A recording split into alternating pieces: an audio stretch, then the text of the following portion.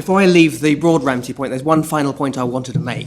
If you remember, Lord Reid said of Mr. Lassock's broad Ramsey argument that it could either be put in terms of no securities or alternatively no employment-related securities or any of those other conditions in section 422, which is the section that tells you when Chapter 2 applies. Well, I'm not going to address those other conditions, apart from whether they're restricted securities, because that is the narrow Ramsey argument. Yeah. But I'm not going to address the question whether they're employment-related at the time of acquisition. The expressions employment-related securities and acquisition are both defined in section 421B in Chapter 1.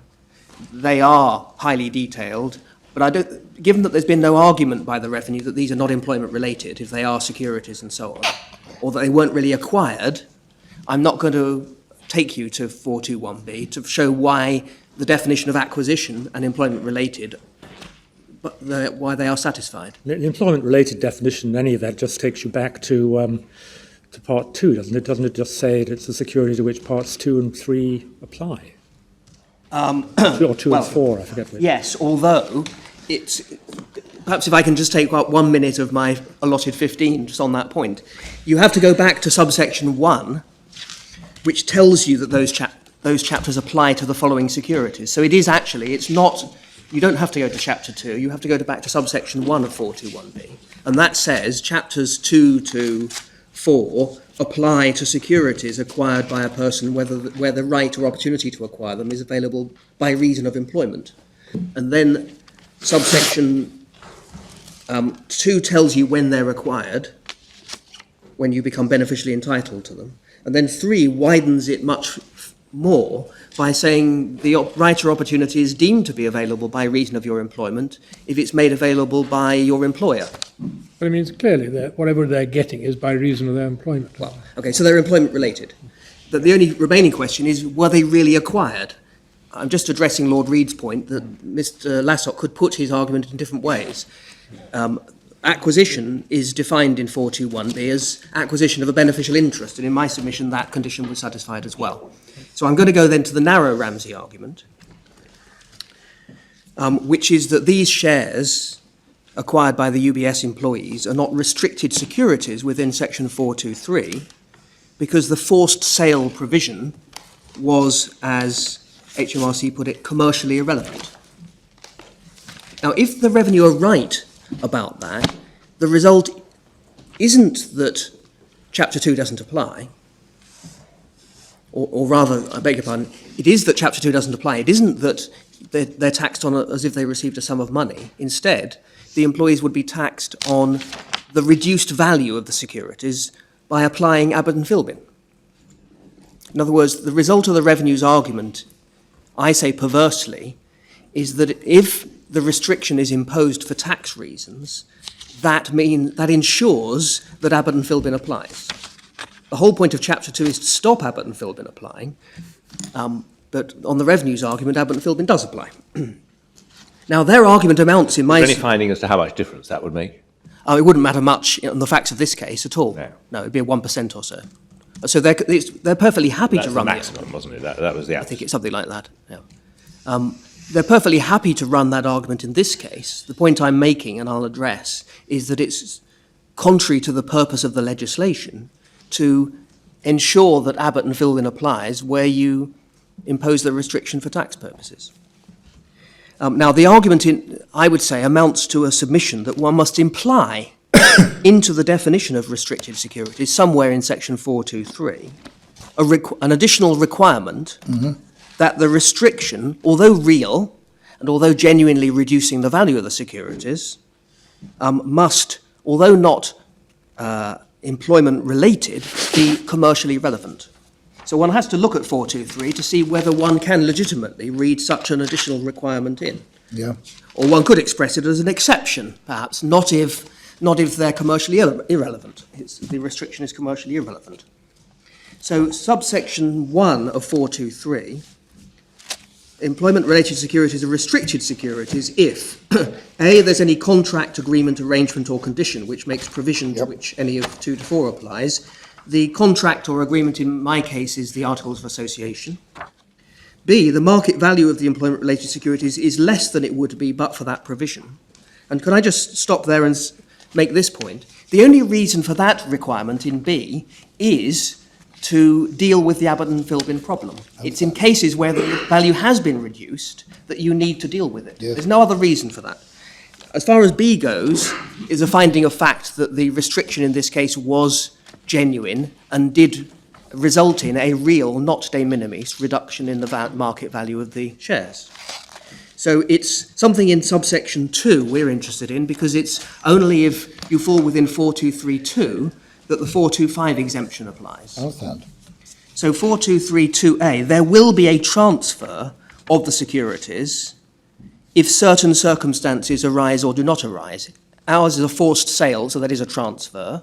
So that the words that must be impliedly imposing an additional requirement or perhaps an exception can only be if certain circumstances arise or do not arise, so that one is saying certain commercially relevant circumstances arise or do not arise. That would have to be the submission. Then B, as a result of the transfer, the person by whom the securities are held will cease to be beneficially entitled to them. That's so here, it's a forced sale. C, that person will not be entitled on the transfer to receive an amount at least equals to their market value at the time of the transfer, and that's also found as a fact to be satisfied. So it can only be those words I've identified in subsection 2A that are relied upon by the revenue as containing within them this implicit requirement or exception. Where are we on the facts? I was just looking at the findings. A probable marginal loss of under 1% in the improbable event that the trigger level was crossed with a remote possibility of a gain. And then a finding in the original tribunal, if the benefits which would be derived from the options are taken into account, there was in real-time terms no significant loss of market value should be suffered by the employees as a result of the restriction. That was because they misunderstood the arrangements about the hedging arrangements about the options, that what the FTT had said was, if you ignore the options, there was a real reduction in value. But because of the hedging arrangements, they said that there wasn't a real reduction. Well, that was misconceived and has not been relied upon. Why? Why is it misconceived? Because isn't it a bit like the no entitlement case you showed us? the hedging arrangements were arrangements taken out by ESIP Limited itself. Yeah. So in other words, if the FTSE index was hit, Yeah. ESIP They were all Limited, part of the scheme. Right, I know it's all part of the scheme, but ESIP Limited then had 10% more assets. So the shares in ESIP went up by 10% in value. Yes. But the employees still were only entitled to 90% Of 110%. of 110%, but it was still Which only 90%. gets you back to roughly 100%. No, it wasn't 100% because the FTT found there was a real reduction in value. And that is an agreed fact. If I can take you to the agreed facts, because this point isn't being made by the revenue that there's no real reduction in value. It's in the core volume. Yes. And not materially worse off, I think, is the agreed statement of facts. Yes, that wasn't part of the test, whether they're worse off. The test in section 423 is whether there's a reduction in the value of the shares. Where do we see the agreement that there's a reduction in the value of the shares in the It's, statement of agreed facts? So this is tab D, Yeah, which paragraph? paragraph 15. Thank you. And the FTT specifically said that the reduction was by more than a de minimis amount. Yes, I see. But why can't we look at the overall picture? Because it's not being argued, you see. Not being argued, no. Yeah. That's a question of fact. And it hasn't been challenged since the FTT. And in my submission, given that it hasn't been argued and wasn't challenged as a finding of fact by the FTT, it wouldn't be appropriate for the Supreme Court to revisit that point. Well, that finding isn't fact, but I mean, one's got also the finding fact they wouldn't be materially worse off because the option is an integral part of the scheme and was always intended to be and was de facto compensation. Right, but worse off than what? What the tribunal meant was worse off than if they had received a cash bonus. But that's just simply irrelevant to the section. The section isn't interested in whether you're worse off than the No cash worse bonus. off than if there hadn't been a restriction. No, that's not what they said at all. The worse off was comparing it to the cash bonus that they would have received if they had elected to receive a cash bonus.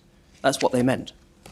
The whole point of the option arrangements was to put the employees in a position where if the restriction did operate and they forfeited their shares, they would get 90% of the market value. But because that market value had increased, that 90% would be roughly equivalent to the cash bonus they would have received if they'd gone for a cash bonus. Yeah. But that's not relevant to the legislation, which is interested in whether the restriction reduces the market value of the shares. It isn't interested in a broader question whether you're commercially worse off. And that has been accepted by the Revenue ever since, it's been accepted throughout, in fact, because that FTT point hadn't been argued by the Revenue as a separate point. So if I... So we're back to if certain circumstances arise or do not arise. yes. Are they real circumstances? Well, they're real, in my submission, in the sense that they have a Relevant real effect on value. Yes. And that's what the legislation is interested in, as one sees from 4231B.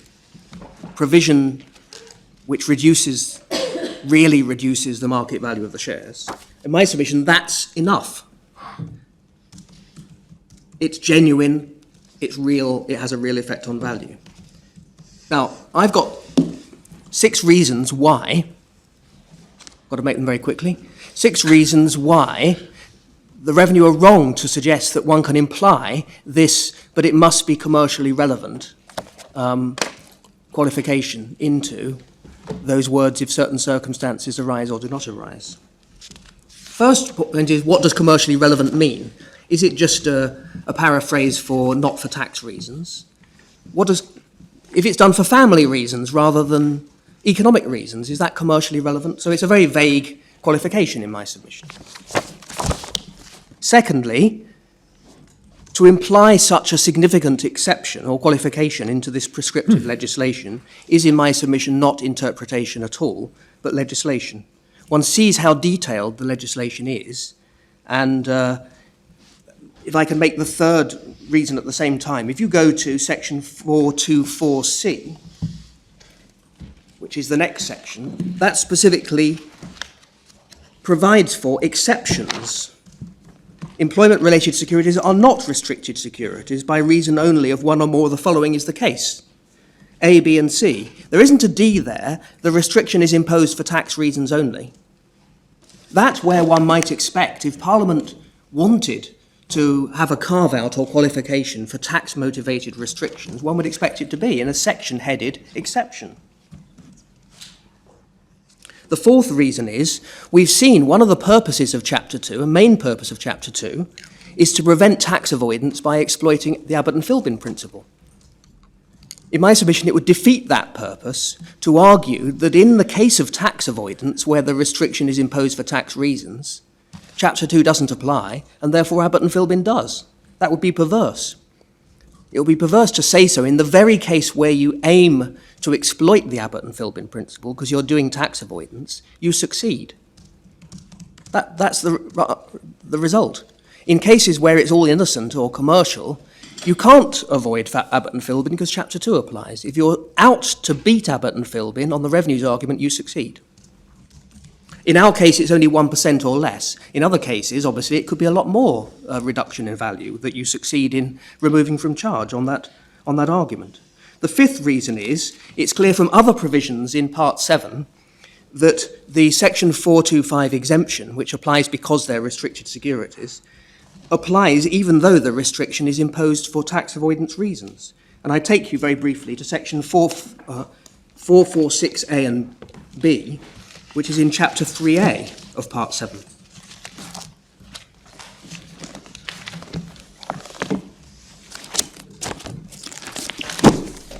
Yes, This is on page 1096. thank you. 446A, subsection 1.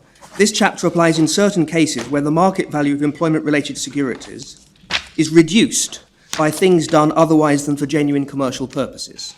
Subsection 2 defines that, A, as including anything done as part of tax avoidance. So here we have specific legislation dealing with the reduction in the value of securities which is done not for commercial purposes, but for tax purposes. And then 446B, what it does is to impose a charge on acquisition, because the reduction in value has been done before the acquisition. It imposes a charge on acquisition equal to the difference between what the actual value is and what they would have been worth but for the reduction. But then, look at subsection 3 of 446B. This section does not apply if section 4252, no charge on acquisition of certain restricted securities, applies in relation to the employment-related securities. So in the very case where there's a tax avoidance provision saying if you reduce the securities for tax purposes, there's a charge, there's a recognition that 4252, which is the exemption for restricted securities under 4232, applies. Now, my submission is that shows that Parliament recognised you can have a restriction imposed for tax purposes, but 423 and 425 can still apply. And Parliament didn't want that to be dealt with by the Chapter 3A charge. Why? Because it can be dealt with by the Chapter 2 charge when the restriction falls away, subject obviously to the exemption in 429. So that, in my submission, shows very clearly one cannot imply a restriction for tax avoidance motivated, an exception or qualification for tax avoidance motivated restrictions, because Parliament deliberately did not intend that. Now, the final point is that this chapter itself, these provisions directed to tax avoidance, show that when Parliament wanted it to make a difference to the outcome, whether something is done for tax avoidance purposes, it said so. And it would be wrong, therefore, to regard as a legitimate exercise of construction to imply such an exception. Is it true of all the cases in which Ramsey has been applied that there wasn't a specific tax avoidance provision, or that's too big a question? No, never mind. And I thought that you might be able to answer it. And what's happened to the general anti-avoidance provision? Was that nothing to do with That's in force and has been in force since 2013. Was that in force at the time of this? No, it wasn't. No. So that's It only applies as from so, transactions So done there since. are other things going on other than Ramsey in the tax world. Yes, absolutely. Yeah. Thank you. Now, just the final point is, the Revenue address my 446B point by saying, well, there could be other cases where 446B3 applies, where the restriction, the shares are restricted, but the reduction in the value is something other than the imposing of the restriction. So theoretically that's true, but surely the paradigm case of reducing the value of shares for tax purposes and them being restricted is that the restriction is imposed for tax purposes. That's the paradigm case, and it would be, I would submit, absurd to think that Parliament didn't have that in mind, but nevertheless, by subsection 3, wanted Chapter 2 to apply. Well, those are my submissions on the narrow Ramsey point, so I've finished. Thank you very much indeed. Thank you. Mr. Goy.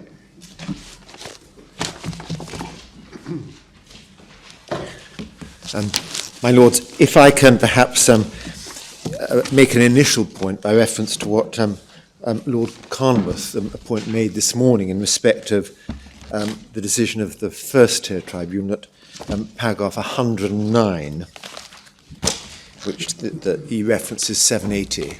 780, thank you. It's paragraph 109, which suggests is in some way against us. Well, the position is that we necessarily have to accept what is said in that paragraph. We have some slight quibble on the facts, but ignoring that, nevertheless, this is a finding of the tribunal. But what we say is that those conclusions would not help this court, nor should it have helped the first-tier tribunal in answering the relevant questions. The relevant questions being whether the employees received shares or cash, and if they received shares, whether those shares were restricted.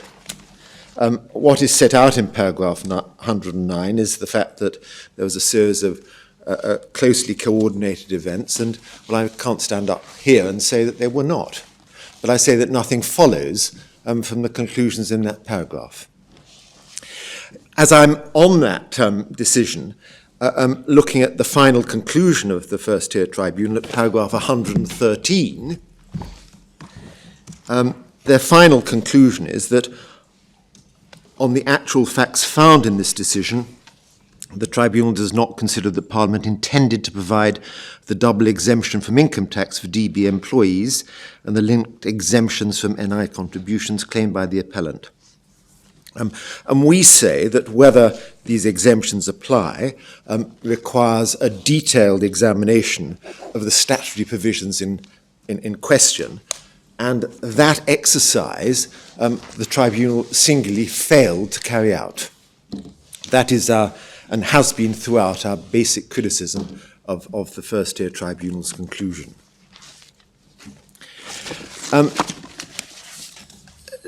As a further preliminary point, as I think has been realised and acknowledged, the section at the heart of this case is in fact section 429. It's this section that enables the scheme to enjoy its claimed tax advantages.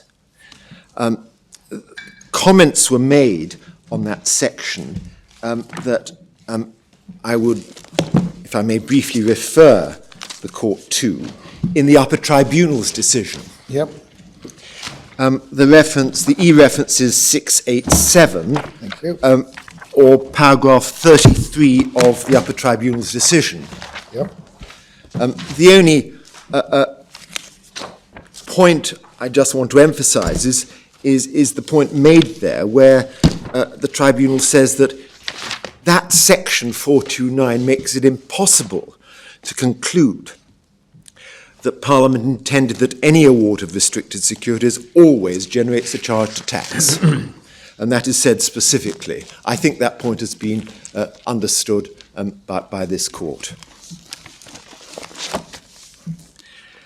But as to the application of section 429, there is now no appeal.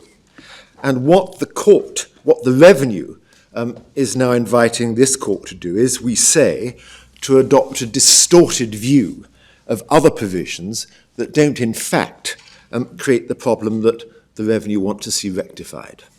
That problem arises under section 429. Remind me, has section 429 been amended? Yes, it has. Yes. For one reason or another, these arrangements could not possibly succeed today. And as Lord Conworth says, it's through the medium of an amendment to section 429. There is, yes. And there are other amendments, one or two of which I'm just going to show you a little bit later. But this, we are looking at history now. Both as to their broad and narrow Ramsey arguments, the revenue make generalised to some assertions. They say that Part 7 of ITIPA, and this is from their printed case, is obviously not intended to provide a regime for taxing cash delivery mechanisms. We've heard this morning about tokens for the production of cash. They say that commercially irrelevant contingencies are to be ignored. What is noteworthy is that the revenue have cited no provisions in the legislation that supports these assertions. They say that our case does not fall within the provisions in question because we only achieved, as I think, and I'm virtually quoting now, it only achieved formal but not substantive compliance with the legislation. Yep. And to that, I ask the rhetorical question, well, how do you determine whether there is substantial compliance? We say that one can only answer that question by looking closely at the legislation. And we say when the legislation is looked at, we do both formally and substantially comply with the requirements that the legislation lays down. As to the broad Ramsey argument, I will be fairly brief because I do, of course, adopt a lot of what Mr. Prosser has said. But the broad Ramsey argument, we say, can only properly relate to the question whether shares or money was received in the context of Section 420. In answering this question, we accept that reference must be made, if you like, to the reality of what occurred, not merely to the form that the transactions took. But nevertheless, we do say that the answer to the question is not found by asking whether, for example, the shares are a cash delivery mechanism or whether the shares are simply a token to obtain cash. We say none of that is the criterion for the application of these provisions. Whether that is or is not a right approach can only be answered by looking very carefully at the provisions in question. My learned friend Mr. Prosser has taken you through those provisions. I don't want to repeat what he said, but most importantly, if one simply looks at Section 420, and there's been some emphasis on debentures and certificates of deposit being included, for example. These are instruments that not simply only produce cash, but they produce a defined amount of cash. There are other provisions that equally contemplate that shares, securities will produce cash. In passing, you may have noted Section 424C that is a reference to redeemable shares. The mechanism of the provisions generally contemplate that there will be charges to tax arising either on the lifting of restrictions or on the disposal of shares for consideration. So again, they're contemplating the receipt of cash. Now, nothing in the legislation, we say, supports the proposition that somehow cash delivery mechanisms are outside the ambit of Section 20. Quite frankly, the position is precisely the reverse. Nor do they support the proposition that somehow the money exception in Section 425B should be given a broad interpretation. If that money exception is to be taken to refer to anything that is, if you like, convertible into money, it would make no sense of the inclusion in the definition of, for example, debentures and certificates of deposit. I will draw your attention for other reasons in a moment to the decision of this House in Gray's timber products, but there Lord Walker stresses the very wide definition of securities in Section 420. And it's very difficult to understand the basis for giving Section 420 a narrow interpretation, as the revenue contend, when on its terms it appears intent on achieving the opposite. We say that in reality the revenue are claiming that shares should not be recognised, these shares should not be recognised as securities simply because they've been used as part of a tax avoidance scheme or have, put in other ways, have no commercial purpose. But to exclude securities in these circumstances is simply not supported by anything in the legislation. The point is made in Gray's timber products. It may be worth, you're referring very briefly to it. It's in the authorities bundle number 15.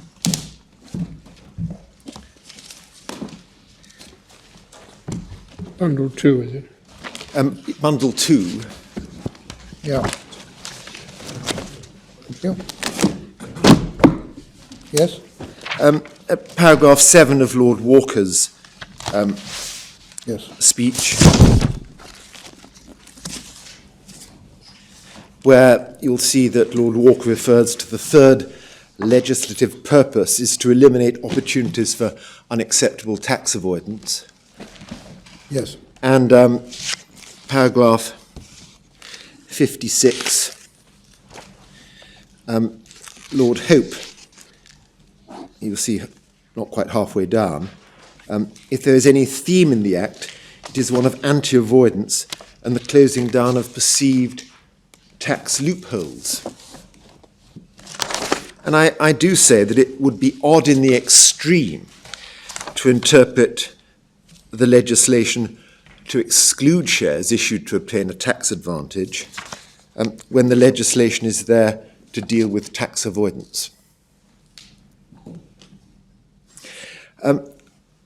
I think it, and I should just point out that subsequent to 2003 to 4, amendments have been made to the legislation which themselves presuppose that shares acquired for tax avoidance purposes are nevertheless securities. If you turn to the first bundle of authorities, Yes. divider 3, Yep. the provisions I'd ask you to note is, if you look at,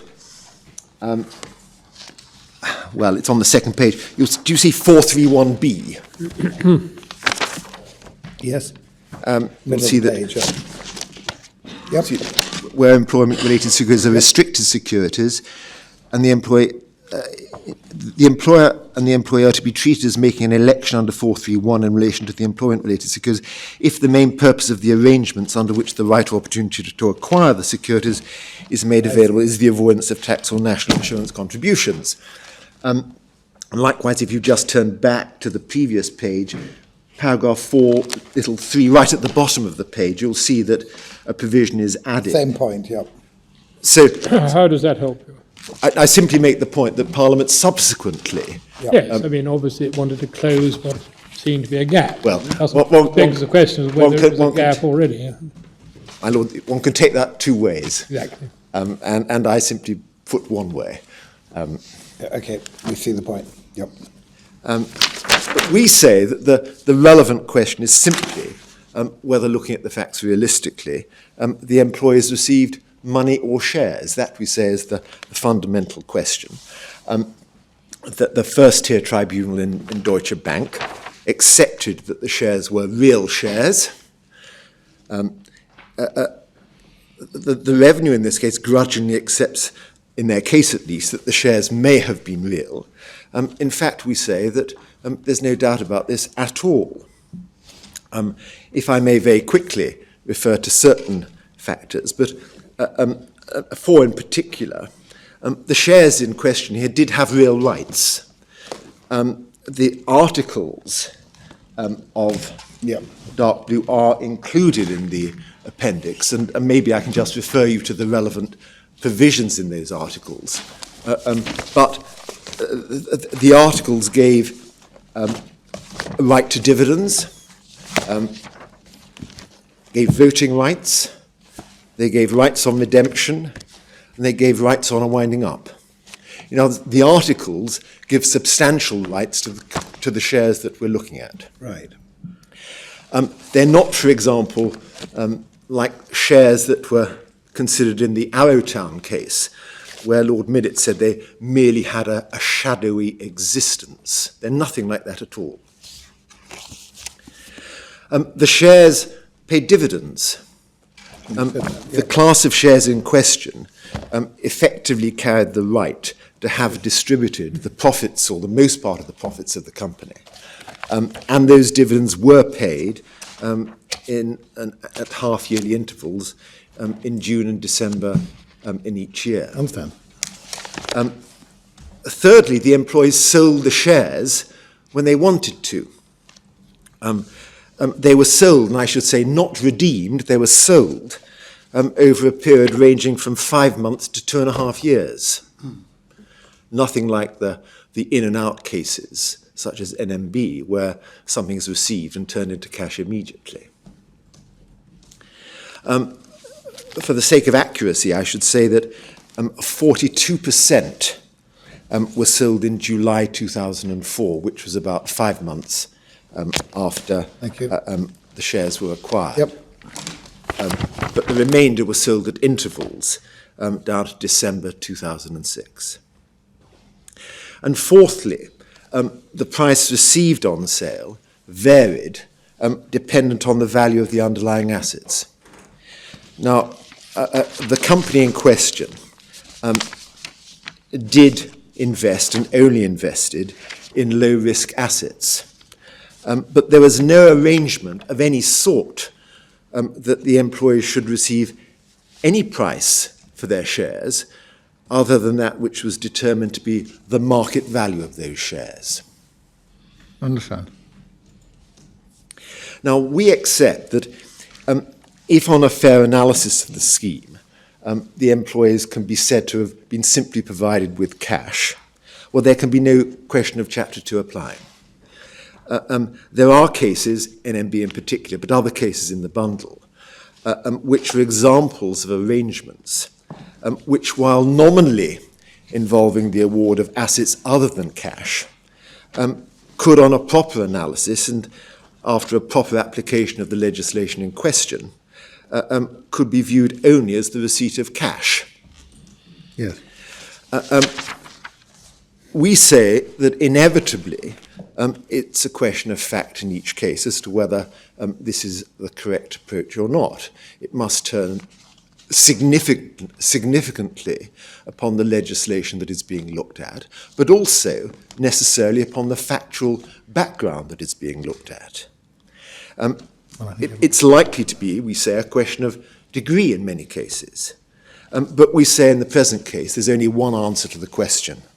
The reality was that the employees received shares. It may be correct to say that what was received were shares that would at some stage be converted into cash, but conversion into cash doesn't take away from the reality that shares were received at inception. My lords, that's all I'd wish to say on the broad Ramsey argument. Thank you. As to the narrow Ramsey argument, the revenue say that the restriction should be ignored as commercially irrelevant. And we say that's wrong for two reasons. First of all, as a matter of fact, we say that it's incorrect to conclude that the restriction in question was commercially irrelevant. And secondly, we very much adopt the submissions of Mr. Prosser that commercial irrelevance is in any event not the criterion for the application of Section 423. Perhaps I can ask you to turn to the relevant restriction, which is in the appendix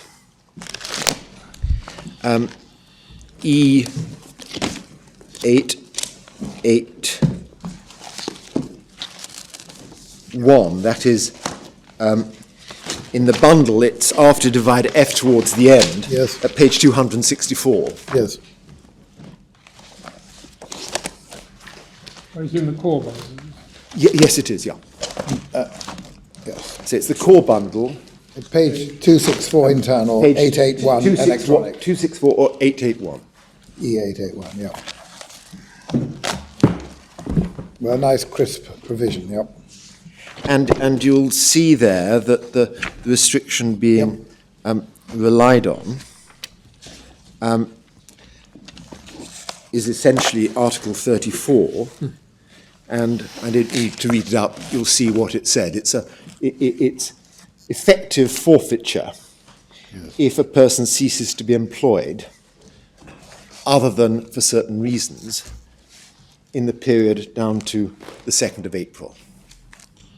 Yeah.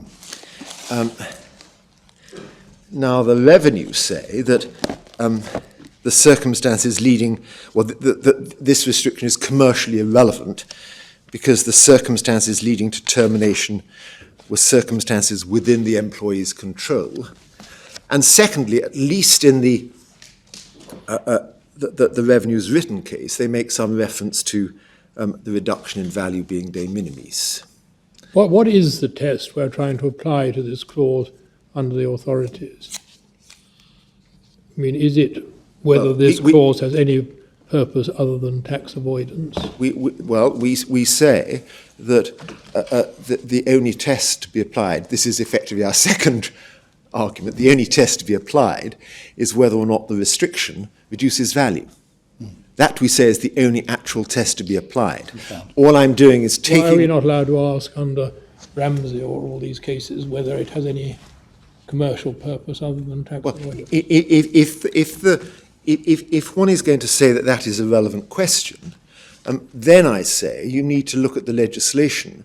No, I'm just trying to ask you, there's this massive authorities going back now to the mists of time in which people have grappled with Ramsey, and you must have some submission as what is the appropriate test we should be applying in judging this clause by reference to Ramsey. I don't want to repeat myself, but I say the question is simply whether a restriction reduces value. That is once we accept, as we have to accept, that this is a genuine restriction, it isn't a sham, then there's only one question: does it reduce value? That is. But why do you say that? Because the whole point of Ramsey, it applies when something is not a sham, but yet the court say we can look at it whether it has any real purpose other than tax avoidance. with respect, BMBF makes clear that there are no overriding principles that one can apply. But that's you not, have to look. Frankly, with respect, I think that slightly overstates the position, with great respect, because the truth of the matter is Ramsey, depending on which of the many judges who considers this you read, you can interpret in different ways. But certainly it involves doing something different to what was done before, and one's got to accept that. But nevertheless, I'm sure you made those submissions in that case. I said something rather different in BMBF, Yes. of course. But looking at the conclusion in BMBF, which is where we are now, the stress of that case, and in that case, is that one has to construe the statute. Yes, of course. So if one is... But one has to construe it in a particular way. I mean, we haven't got the judgments in the Court of Appeal in that case, which were accepted by the House of Lords, and one of which I gave, and one of which was given by Lord Justice Gibson. And I'm quite sure we didn't say that it's just simply a question of straightforward, old-fashioned construction of statute. The House of Lords was clear that one has to interpret statutes purposively. And therefore, if one is going to make some assertion, that one needs to find something in the legislation to help you. It involves two things. One is, as Mr. Hassock said in opening, one is the statutory construction purposive. The other is the realistic view of the facts. And that's the difficult part. I mean, that's the novel part. Yes, and as to the realistic view of the facts, I say, well, the first question, in this case, is it to be assumed that shares are received or cash? Well, that I understand. And I've said what I say on that. If shares are to be received, are assumed to be received, the next question is whether or not restrictions can be taken account of. And I do adopt what Mr. Prosser has said on that the only question is whether or not the restriction reduces value. And if it's said, well, why should one look no further than that? Well, I think it's reasonable to say, because by adopting that approach, the provisions do achieve what one can assume to be their legislative purpose. The decision in Gray's timber products is again helpful on that. But I think the point's been made. But that what this legislation is very much to do with is ensuring that, if you like, the proper amount should be taxed at the end of the day.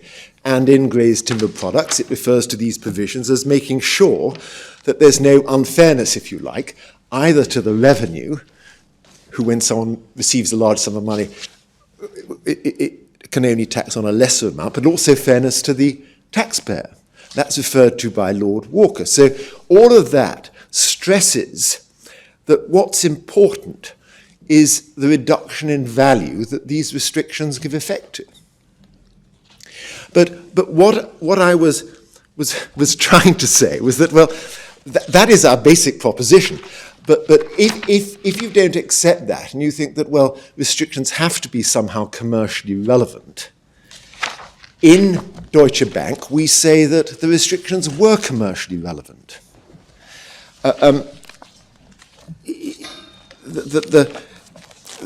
The tribunal, the first tier tribunal, I think it's paragraph I'll find it in a moment.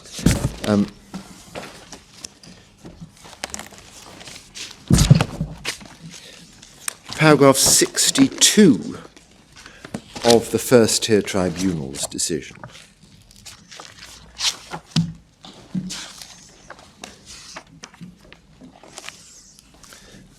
This is page 154, 770 of the electronic version.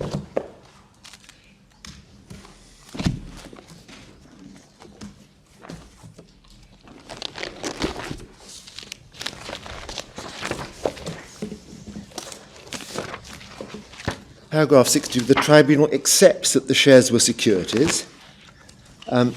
There was some argument that the restrictions were not genuine restrictions. There was, for example, the suggestion that the restriction was not genuine and there was no real intent to apply it. The Tribunal does not accept that.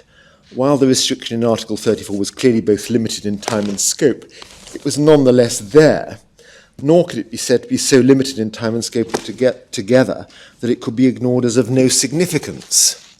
So if as the Revenue have asserted that the restriction in this case was of no significance, that is not actually a matter that is supported by the... Sorry, that's a different question. Whether it's a sham or whether it's significance is not the same as whether it has any commercial purpose. Yes, well, perhaps I can... this was not a point that was argued in detail before the First Tier Tribunal, and therefore there are no findings as to the commercial significance or not. The only finding is the paragraph I've just read to you that says that we don't accept that it has no significance. But standing back, I would just ask you if one is looking at this case a bit more broadly and says, well, would such a restriction have commercial significance?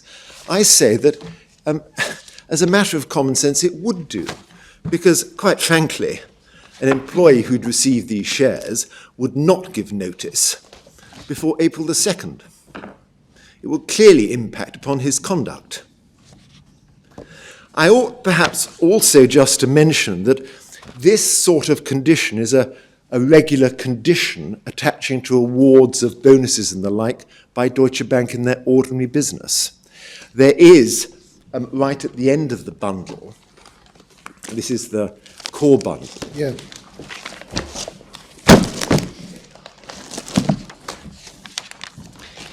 An extract, and this is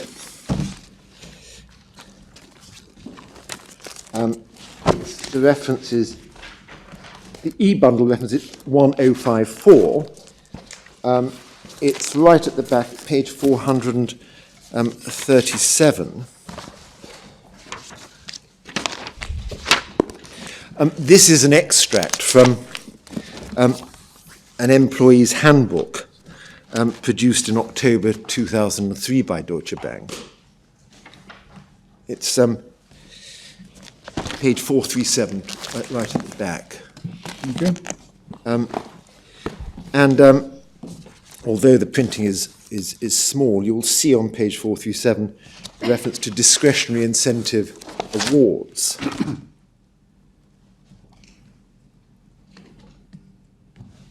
And you'll see a paragraph starting, however, you don't have a contractual entitlement to receive a discretionary award. Sorry, not with your page. It's 437. E437. It's E1054. Oh, sorry. This is the core bundle. It's right at the back. Yes, have you got...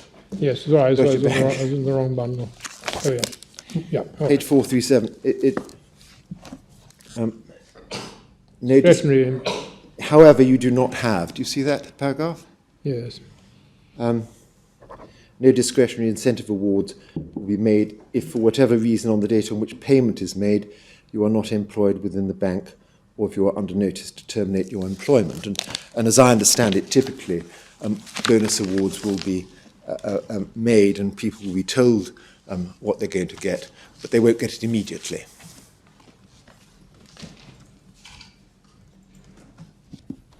Mm-hmm.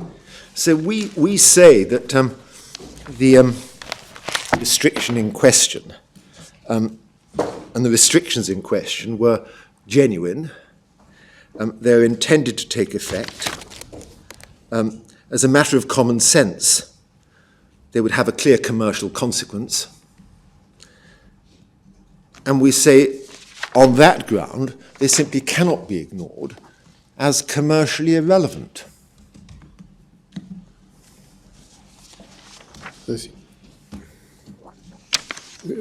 Talking about being commercially irrelevant may be a bit too broad.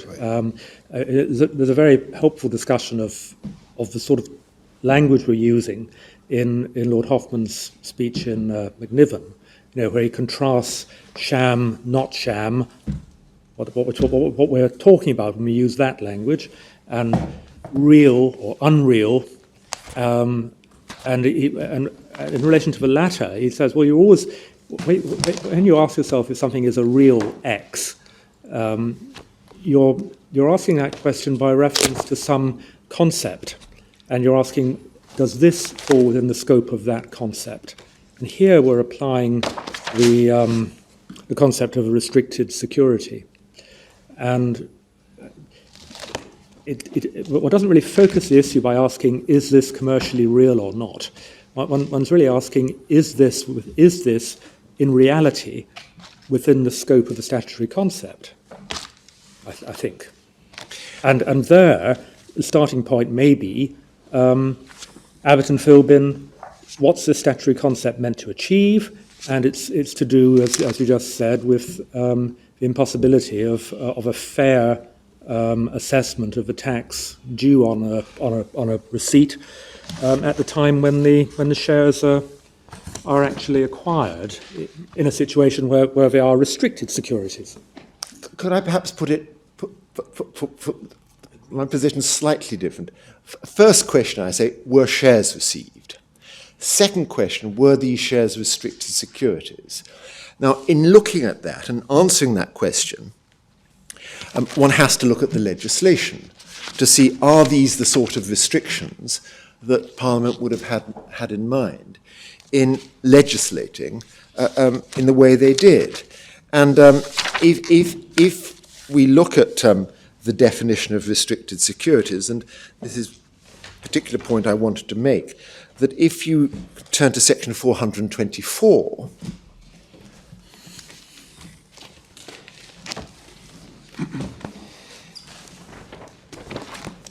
you see this provides certain exceptions from something being an employment-related securities. And little b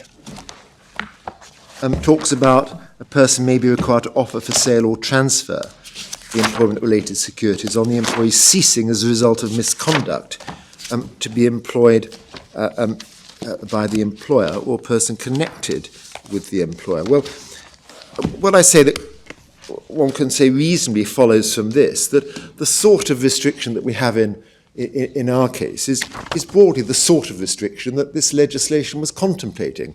It specifically excludes losing shares simply as a result of misconduct, but nevertheless does assume that but for that exception, losing shares by virtue of misconduct would be relevant. And clearly, I say that provision assumes that restrictions that may mean a loss of shares because of a cessation of employment are relevant. So I say that looking at these provisions and their reference to restrictions and the like, there's nothing in this legislation that suggests that the sort of restriction that exists in the present case should be ignored. In fact, quite the contrary. Your point is we're effectively adding an exception to section 424. That is what the revenue inviting this. That's what your case is, yes. And we say that cannot be done, and there's no justification for doing that. The other point I'm slightly hesitant to spend much time on, but it's a point made in Mr. Lassock's written case, that somehow the restriction in this case was commercially irrelevant because its impact on value was very small.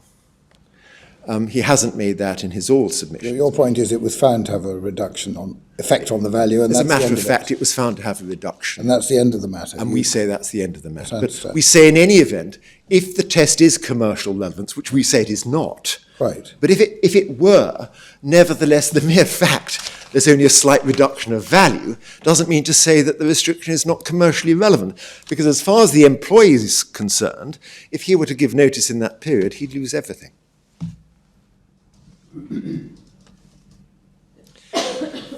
Now, as regards commercial relevance, I don't think Presumably most employers would say, well, I'm not going to do that. Exactly. Yes, but I mean, that's why it's commercially irrelevant. Nobody contemplated it ever occurring. Well, if I may put it this way, that is an assertion. If I am minded to terminate my employment and I have got these shares, what am I going to do? I'm not going to terminate my employment in that period. Your point is that what Lord Mance is saying emphasises how effective a provision it is. Well, it is. It's meaningful. It's meaningful. Right. And people will not. Understand? Well, it isn't, is it? I mean, if somebody said, well, you'll get £1 million if you delay terminating your employment for 3 weeks, he's going to say, no brainer, no problem. I'm quite happy to do that. I'm not interested in terminating it now. Well, my lord, of course he will. but that doesn't mean to say that restriction is not commercially relevant. He's not going to give his notice because he'll lose the money. Where do you get this concept of commercial relevance from? Well, exactly, I'm may just say. looking at- Exactly. Well, no, I'm just looking at what Lord Brightman actually said. Steps inserted which have no commercial business purpose apart from the avoidance of liability tax, not no business effect. So he's not dealing, the mere fact you have a business effect is not the point. Well, if I may say so, that what one has now, with respect, I say, start with the guidance given by the House of Lords in BMBF. It is. Why? With respect. This is a series of cases at the highest level. We have McNiven, we have Barclays. I mean, in Barclays, the revenue failed because the legislation, it was in effect enabling people to get tax advantages, and that's what it was all about. Well, my lord, can I ask you to turn to BMBF, please? I don't want to be contentious, but it's one of these things we've all been struggling with for a very long time, and I don't think we can ignore what Lord Brightman actually said. But what I would say is that BMBF did, as has been said in subsequent cases, represent if you like, a stock taking of the Ramsey decisions, and that stock taking emphasised that the only legitimacy, if you like, of the Ramsey approach is based on looking at legislation purposively and interpreting purposely, and secondly, looking at facts realistically. And what BMBF makes clear is that one simply cannot make simple assertions of ignoring things that occur simply, for example, because they're steps that have been effected purely for the avoidance of tax. It is... Well, you've got to look at the nature of the steps in the statutory context, and yes. we see at the end of the judgment in paragraph 40, where he adopts the point which I made, that looking at what the lessee does is really nothing to the point. And with respect, paragraph 37 talks about the need to avoid sweeping generalisations, is made clear by McNiven. Yes, but I don't think you can say that Lord Brightman was making sweeping generalisations. He was laying down principles which have never been doubted.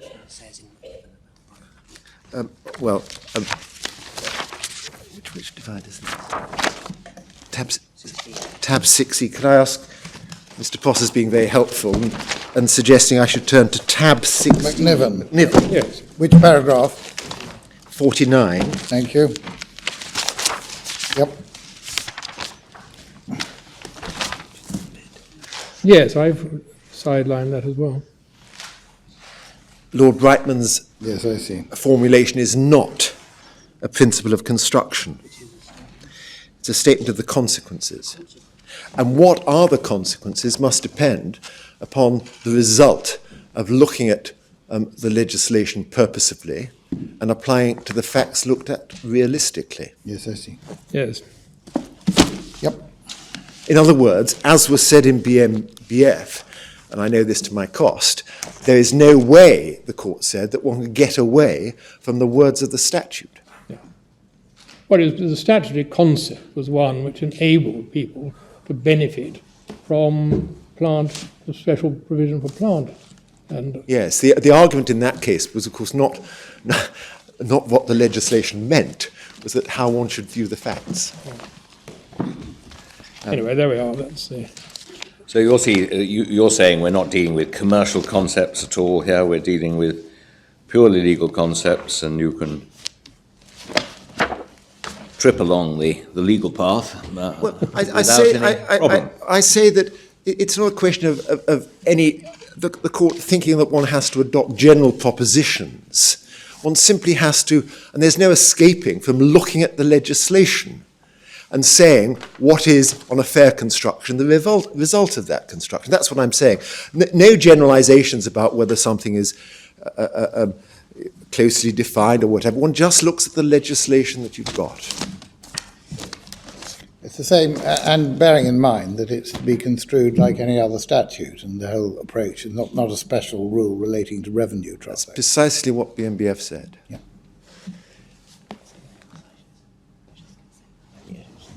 it's not what Mr. Justice Rivera. Yes. Ms. Shaw's referred me to paragraph 71 of the decision in Mays, Where do we find that? which is Tab. 17. Thank you. Paragraph 71. Yes, it's the E reference is 1577. This is Lord Justice Mummery. That's right. And where he says the files of authorities include almost everything of note since Ramsey. Yes. I very much doubt whether since Mawson it really is necessary Yes. to return each time to the base camp in Ramsey. Well, I think Lord Justice Rymer Sir Colin Rymer makes that point in his judgment, doesn't he? He hasn't actually been referred to fairness, although everybody refers to it as the authority, because you can start much later. But we do say that for practical purposes, the starting point here is the BMBF decision. Yeah, I understand.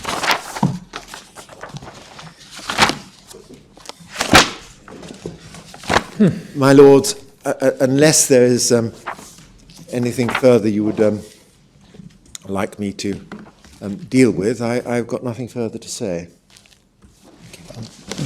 Thank you very much indeed. Thank you. Be sure. That's all. My Lords, earlier today, my Lord Carnworth asked about the explanatory memorandum for the legislation here in question. I've got copies of the material relating to the relevant provisions of the Finance Bill 2003, which I can hand up.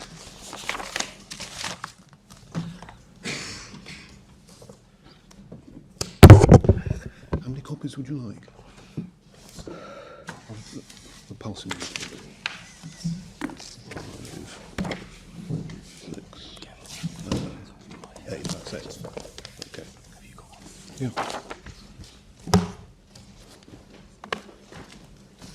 Thank you.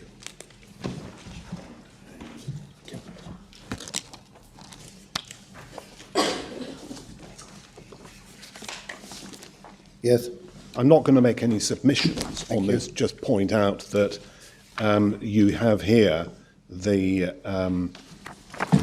relevant commentary on what was then Schedule 22. Thank you. And you've got at the bottom of the first page, you've got Chapter 1 introduction, and then there's a reference to Section 417. When you turn the pages, you go through each of the sections as they became, and it's frightfully tedious. But you do, and unfortunately this has not got pagination. Thank you. But you do, in the fullness of time, come to Section 429. You start with the summary, which says the purpose is to close loopholes, prevent Yeah. avoidance, and deal with other anomalies. Yeah. And, yes, I don't know what it tells us. yeah. Anyway, we come to 429. See that. Yeah, cases outside charge, yes. Is there any paragraph you want to particularly look at? From 140 onwards? If you look at the bottom of, it's paragraph 145. Thank you. Right, okay. And 147. Thank you. Those are the only two paragraphs, I think, that are relevant to section 429. Mr. Pross and Mr. Goy, if there are any other paragraphs you want to look at, you either let us know before we rise or send an email or something. We like paragraph 1, though. Paragraph, What about, I mean, it says it's based on the former section 450, which suggests that maybe, does that help us or hinder us? Or? I don't think that takes matters very much further forward. I don't. Now, I'd like it to start at the end, if you like, because shortly before Mr. Goy finished his submissions, there was an exchange between him and my Lord Carnwath about commercially irrelevant matters. Now, I think it was on the same day that Barclays Mercantile was decided, or at least that the judgment was delivered. yeah, The House of Lords also decided the Scottish Provident case, which is in the second volume of the Authorities Bundle at tab 20. thank you. And I think that it's the same membership as in Barclays Mercantile. Thank you. And if you turn to paragraph 23, which is on the last page of the report,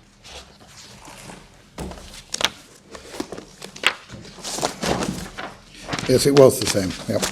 yeah, you'll see that Lord Nichols Yes, said that on behalf of the rest of the court, that it would destroy the value of the Ramsay principle of construing provisions, and he there refers to the provision in issue, Yes. as referring to the effect of composite transactions. If their composite effect had to be disregarded simply because the parties had deliberately included a commercially irrelevant contingency, creating an acceptable risk that the scheme might not work as planned, we would be back in the world of artificial tax schemes. So the phrase commercially irrelevant is a phrase that in our submission isn't used always to refer to an intention. It is also used to refer to a state of affairs that, on analysis, is considered to be commercially irrelevant. And it is considered in Scottish Provident that an important element of maintaining the integrity of the Ramsay principle of construction is to ignore commercially irrelevant matters where it is appropriate to do so. And when I use the phrase where it is appropriate to do so, I am actually summarising the core concept of the Ramsay doctrine, which does incorporate necessarily the purposive construction of the legislation. so you ignore commercially irrelevant steps when, on the true construction of the statute, it's right to do so. Yes, and But in some cases, it won't be right to do so. in some cases it won't be. Yep. If I go back now to, as it were, the beginning of the submissions made by the respondents, a certain amount of time was spent developing the Abbott and Philbin roots of the present legislation. As your lordships will appreciate from reading the respondents' printed cases, this is relevant to the narrow Ramsay argument, and it isn't relevant to the broad Ramsay argument. So far as the broad Ramsay argument is concerned, we're in a rather strange position. for these reasons. Firstly, despite the submissions made by Mr. Prosser about the legislative definition of securities, it is incontrovertible that the legislation distinguishes between securities as defined and money. Yes. And hence, articulation of what different types of securities within the definition of securities may mean is not helpful to the debate that arises in the present case, which is about the distinction between money and securities as defined. Now, the securities that we're concerned with in this case are shares, because Section 429 applies only to shares. But it is fair to say that the Broad-Ramsey argument that we're running is an argument about the difference between, the conceptual difference between money and the things within the definition of securities that ex hypothesi aren't money. And this brings me to the next point, which is that both my learned friends accept that things that may, on the surface, appear to be securities within the meaning of the definition may have to be considered as money. Not because they're shams, but because on a realistic appraisal of the facts, they are, despite the form that they take, money. And this was conceded by my learned friend Mr. Prosser in a sequence this morning that began with him talking about debentures, where he accepted that debentures... If it was redeemable tomorrow. Yes. And he included shares in that, and it culminates in a short passage in the transcript on page 75 at lines 1 to 8. For his part, Mr. Goy also accepted this, and the reference in the transcript is to pages 104, line 17, and page 110, also, I think, at line 17. Now, once it is accepted by the respondents that shares can be cash when properly understood, and this is a concession made in the context of Chapter 2, most of the arguments advanced by the respondents just disappear on the broad. Are you saying that the instruments in this case are money as a matter of construction? Yes. Well, we're not into artificiality at all. We're into statutory, different point on statutory. Yes, but it's like the comment made by Lord Hoffman in Barclays Mercantile in relation to the platinum sponge scenario. McNiven. I'm sorry, it was McNiven. You have situations in which people have an intention to pay money to an employee or a director of the company, and they route it through what you can loosely describe as an intermediary product. It comes out as cash again, and as Lord Hoffman points out, from the perspective of a commercial understanding, a realistic understanding of the facts, you have got a payment of cash. In the platinum sponge case, it was under certain social security regulations where there was a reference to payment in kind. It was not a payment in kind. In this type of case, the platinum sponge case is one illustration. Because the product is tradable, in that instance it was tradable on a commodities market, there is no guarantee that the amount that is taken out is going to be the same as the amount that's put in. And in NMB itself, the consequence was that they did the trades pretty quickly, so that the disparity between what was put in and what came out was kept to a very small amount. But they couldn't exclude that possibility. So this feature, and it's the same feature that we get in the present case. Which you're saying it falls within 4205, this arrangement? You're saying it falls within 425, it's excluded from being a security? Yes. By section 4205? It's money. Which of the A to E, if I've understood you correctly, are you saying these instruments fall within section 420 subsection 5 or not? Are you saying they're excluded from being securities because of that subsection? Well, we say 420 subsection 1A refers to shares in any body corporate. I know. I'm asking you a different question. Am I saying, are you saying these are excluded by section 420 subsection 5 from being securities? That's my question. Because I think that's what Mr. Prosser and Mr. Goy were saying.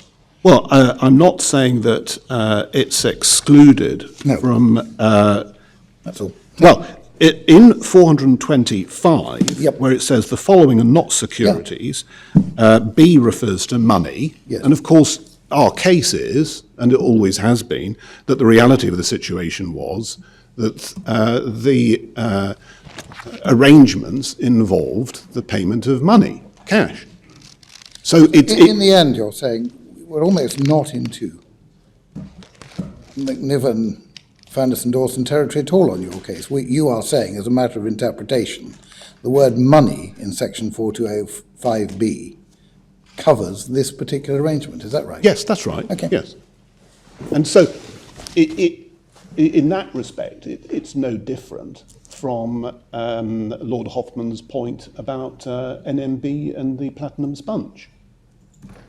You just look at the transaction, look at the facts, look at the facts realistically, and if realistically the conclusion is that what these arrangements were about was the passage of money, then it's excluded by 420 subsection 5.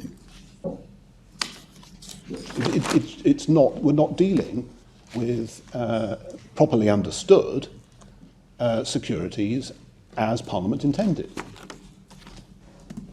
Again, can I ask you, if on your approach in the UBS case, for example, the date of assessment would, I think, be the 29th of January 2004, when the shares are actually given to the employee. Given to the employees. Is that right? Yeah. And is the assessable amount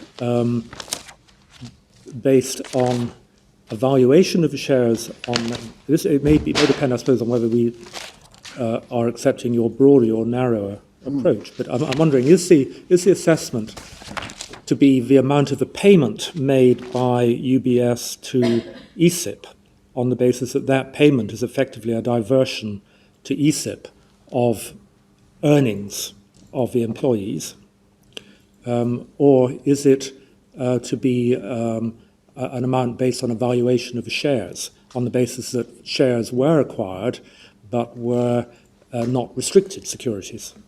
The answer is that it's based on the amount paid by the employer. There's a qualification about a payment to ESIP because I can't now remember, but there were these nominee companies, Juris and Lively, or whatever they were called.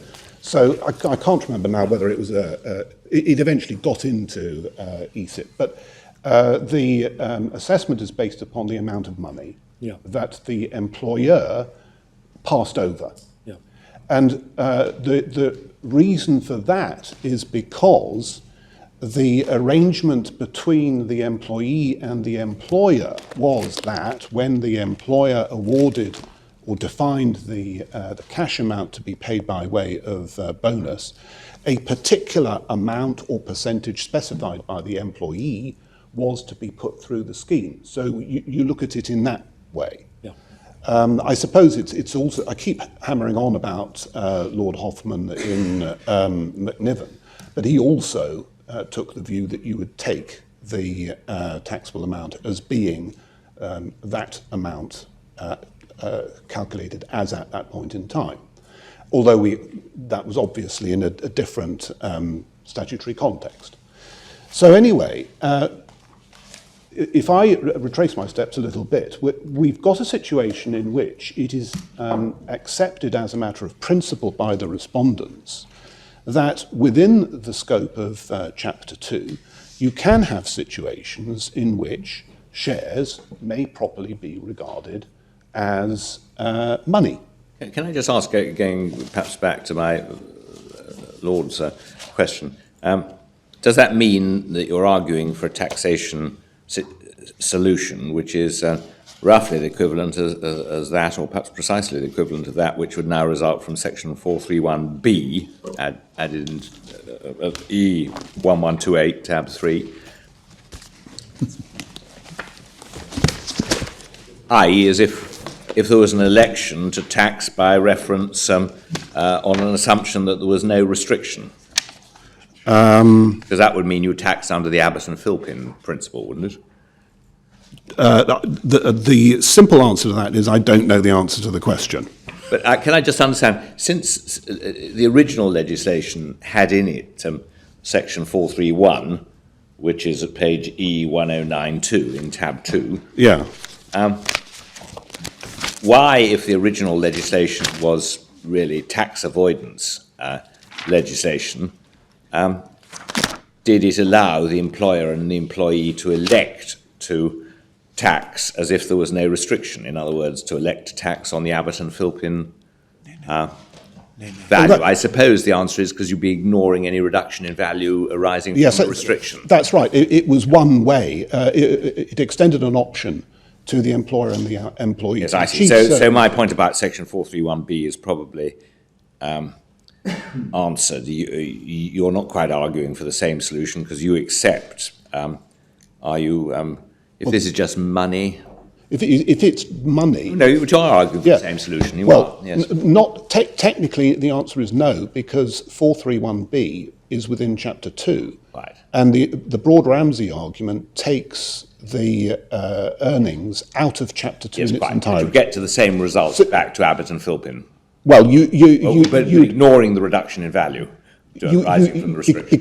Because the reduction in value becomes irrelevant. Right. You're only looking at the amount of money that the employer agreed with the employee should be passed to the employee by way of bonus. So you forget all about the... Yeah, no, I see that. On the broad approach, you just treat it as money. Yes. The amount of money passed to ESIP attributable to that particular employee is what you tax. Yes, on the broad approach. that's correct. Yeah. Turning to the narrow approach, where you assume that, where you accept it is a security, then you're still taxing on the same approach in effect, because you're treating the security as unrestricted and not subject to Abbott and Philpin, because it has no restrictions. It has an unrestricted market value. Is that the principle? It's not in Chapter 2, and it's taxed as a non-monetary form of earnings, and so it's taxed by reference to money's worth.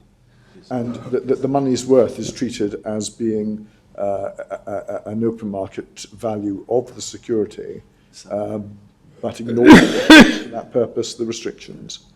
Contractual restrictions. Now, I'm not sure about that. Because what's being said against you, as I understand, what's being said against you is that you're walking out of tax avoidance provisions into Abbott and Philpin. Well, I'd like to know what your answer is to that.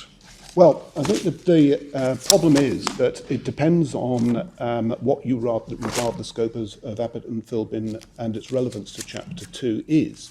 And the reason why I put it like that is because when I made my submissions this morning, I pointed out that the respondent's case proceeded on the basis that you did have a genuine Abbott and Philpin problem. And this therefore presupposes that the avoidance motive or purpose has manifested itself in a change of substance that creates the Abbott and Philpin problem. Now, in those circumstances, Chapter 2 is appropriate and can be applied. The difficulty arises where you have an avoidance purpose that is implemented or manifests itself in something that doesn't bring about a change in the reality of what's going on.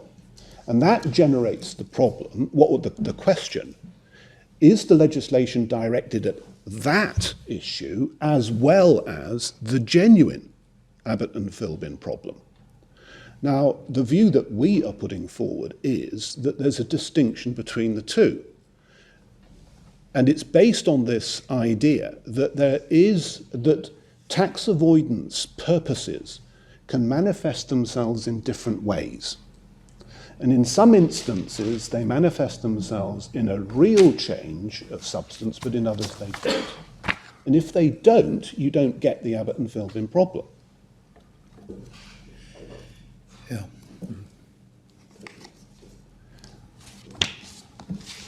So, how do you value? Well, you apply well, it's money's worth, if it's on the narrow Ramsey approach. And the money's worth by reference to what assumption? Well, it's the market value.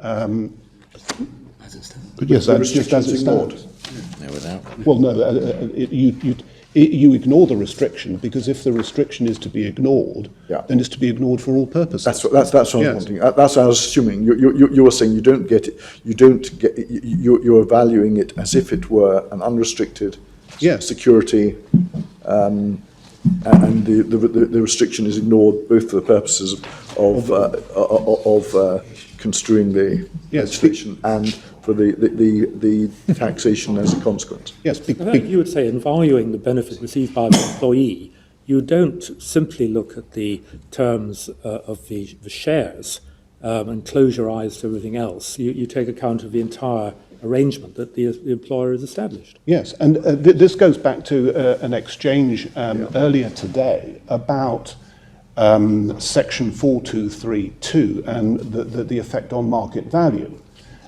Because I was very careful to point out when I was making my submissions that in the UBS case, the call option role was concerned with the protection of the cash value of the bonus. And the reason why the first-tier tribunal was influenced by the call option was precisely for that reason. That the whole direction of the UBS scheme was concerned with protecting the cash value of the bonus. And hence, at an earlier stage, which is before we get to your lordships, we were running the argument that on a construction of the relevant statutory provisions, it was right to take into account the call option, technically, when you were looking at the operation of Section 4232. Now, that technical argument was not successful, which means that, like in all cases of this sort, if you don't win on the technical argument, you inevitably have recourse to a Ramsey version. So what we've got is a Ramsey approach to this issue about the relationship between the shares and the underlying value that was sought to be protected, which in the UBS scheme, we say is manifestly indicative of the fact that the underlying reality of the UBS scheme was the transmission of the cash.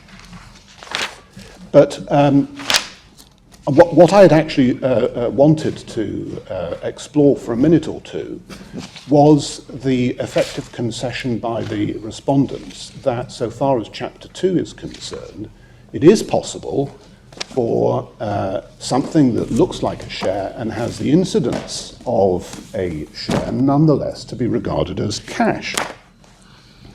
Well, once the respondents have accepted that, the debate becomes very narrow. A lot of arguments just seem to disappear. And you're left in the very much reduced issue, which is whether or not, in short, the Court of Appeal was right to conclude that using the reasoning that they gave, that in this particular instance, you couldn't, and here I'm going to use an awful expression, you couldn't Ramsey the shares. Now, as I've explained, the Court of Appeal's approach to this was based heavily upon this idea of taking things in isolation. And if that was wrong, then the Court of Appeal decision is simply unsustainable. I think you're right. And my learned friends, I don't really think, have put forward any sound argument against the submission that we're making, which is based in part upon the dictum in, I think it was Scottish Provident again that I referred to this morning, that Ramsey does permit you to look at the facts in the round. And once one does that in our submission, that's the end of the question. Now, can I just, on the discussion I was having about the state of the authorities, I just noticed that back in paragraph 40 and 41 of your printed case, you summarise where you think things have got to. Because I think it's right to say that we moved on from McNiven, and probably the sort of fullest discussion of the subject is in the Hong Kong Final Court of Appeal by Ribeiro, PJ. This is your paragraph 40. yeah. And then that's all brought together in Time Cashback, which is, I think, the most recent Yes. consideration in Yes. this court. No, And that's, so you're not simply dealing, and this is the point you made in April, I'm not simply dealing with an ordinary question of construction or interpretation of a statute, but also looking at the facts in what's described as a realistic way, whatever that. Quite so. The two go hand in hand. And I think that was one of the points that I was trying to get across right at the outset. And it is this idea that the kind of default position, even in relation to fiscal legislation, is that in principle, when you have statutory requirements, the assumption is that those statutory requirements must be met in reality and not simply as a matter of form or by ticking a box. And that, in our submission, is the reason why the formula used to describe the Ramsey Doctrine does refer to an appreciation of the facts that is realistic. And it must relate to what is sometimes described as commercial reality. I'm not sure that the description commercial adds very much to it, but it's not irrelevant in a case such as the present, because we are dealing with people who've got experience of commercial transactions. Now, I want to remind you, you indented for half an hour. You've had a bit more. On the other hand, you were shorter than you said you'd be, than you indented for in opening. Yeah. In fairness, having taken a strict line with Mr. Prosser, it's only fair I take one with you too. I only need to say a couple more points. One is that although it has been said that this case is somewhat historical, a lot of money does turn on it. Yes. Because The fact that we're it's only looking historical at... doesn't mean we're not going to get the right answer. I hope. There are a lot of schemes that went Understand. of that sort. Well, clearly it's an important case, and alone in this case there's a lot of money, and it's clearly not the only case by any means. Yeah. And finally, before I sit down, I'm going to ask... Who's affected as a matter of interest? Is it banks or the employees? Both the banks and the employees are people who know business. The employees are bankers. No, I mean, who's affected? Who is affected by this argument in practice? Who pays the tax if you win? Presumably the employees, presumably. Well, I think what happened was that in both instances the employer retained monies so that there was a pool... To cover in case. To cover in case. Okay. So I don't think that the employees will be required to put hands in their pockets. It will simply be money coming out of the employers. We might have an even fuller court. There might be more interest if the employees were actually affected. Okay, right. There's one relatively minor point that I did want to deal with, however, which concerns the UBS decision. It was suggested that the first-tier tribunal's decision was a decision based upon an intention. Now, this was not the case. If you go to the UBS decision, the FTT decision, which is in the UBS bundle, the tab is E2, and if you go to page 2, this is E299. Yep. Paragraph 47. Yes. Yep. Last sentence. Yep. The tribunal says, quotes, more generally, the tribunal is guided in its consideration of these documents by the judgment of Lady Justice Arden set out below, unquote. Yes. They then set out an extensive quotation from her judgment in Astell. The first paragraph, which they quote, is paragraph 41, at the end of which she had said, quotes, I would wish to make it clear that the mere fact that the parties intend to obtain a tax advantage is not in itself enough to make a statutory relief inapplicable, unquote.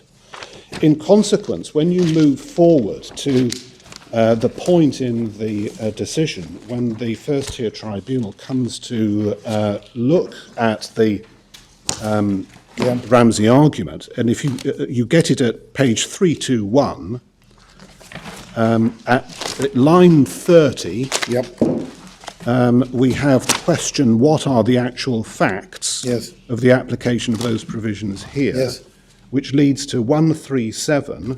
The reality is therefore as follows, and it's only in 138 we have what was the purpose of the scheme.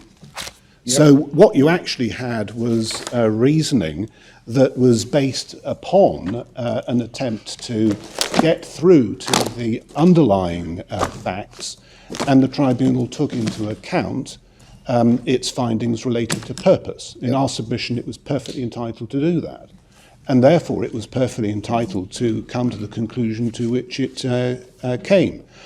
If this debate about on the broad Ramsey point is nothing other than a debate about facts and whether in a particular factual scenario what appears to be a share is in fact cash, then the facts are all there.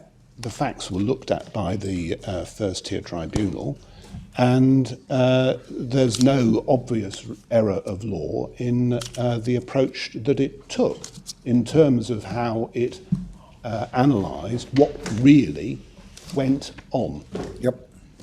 Now, is there anything else? No.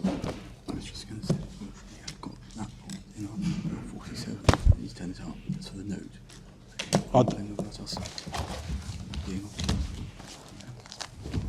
Yeah, I mean, I'm reminded that that the concession that I referred to was, in fact, set out in paragraph 47 of our printed case, which refers to the point at which it was made before the Court of Appeal. So that I'm not just sort of taking impromptu advantage of things that were said a moment ago. Thank you. Unless there's anything further that I can assist your lordships with, those are our submissions. Thank you very much, Mr. Lassock. Well, we're very grateful to Council for dealing with two potentially complex, if very similar, appeals so efficiently and clearly. Thank you very much. We're also grateful to those involved in the preparation of the written cases, which we found helpful. We will consider our decision and let you know it in due course. Thank you all very much indeed. The court's now adjourned.